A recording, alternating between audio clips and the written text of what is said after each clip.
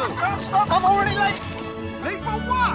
I'm going on an adventure. Okay, let's do this real fast. Mama's going to Japan in a week. Shiznoga Anime Spotlight of Spring 2025, and I want to start off quickly by mentioning Tasuku Tsubakano from Windbreaker Season 2.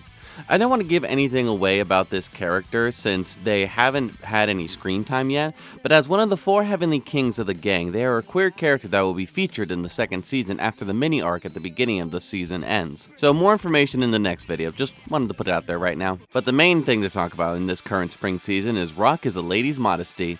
The setting is the classic old Class S Yuri school setting. An all-girls school with no boys, everything is fancy, and the women are prim and proper.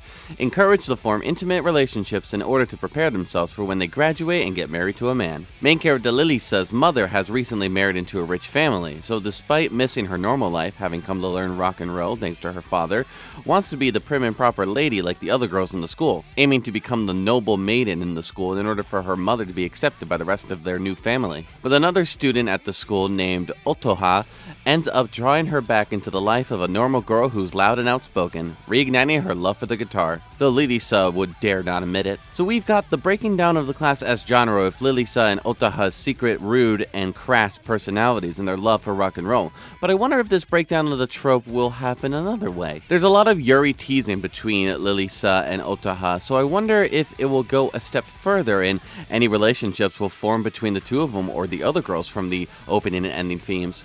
Or if it'll just be queer baiting in the end. Well, tune in next episode to find out the answer. And lastly, one of the best anime of last season, Senshu doesn't have too much queer stuff to talk about, only a brief mention in episode 7, definitely the highlight episode of the series, which is all centered on different people who fell in love with the main character Natsuko for one reason or another. Which is funny considering that present Natsuko is struggling to connect with love for the romance movie she's supposed to be directing. Though the gender-ambiguous Justice believes that she and Luke share a romantic connection, which ends up coming true in the next episode. But anyway, in elementary school, one of Natsuko's classmates always watched her draw Luke and the rest of the characters from Tale of Perishing. Her heart eventually makes a little bump, her classmate noting that Natsuko was her first love. A little queerness in Senshu, but I love the anime so much that I couldn't help but want to talk about it. Let's just not make this kind of story a self-fulfilling prophecy. Hey, Studio Mappa? And for a fast ending, what did we learn from today's episode? We learned that genres and conventions can be broken, love can come from many different places than you realize, and Windbreaker is definitely a better delinquent gang anime than Tokyo Revengers. That was the speech? It was dumb. It was obvious. It was pointless. It was short.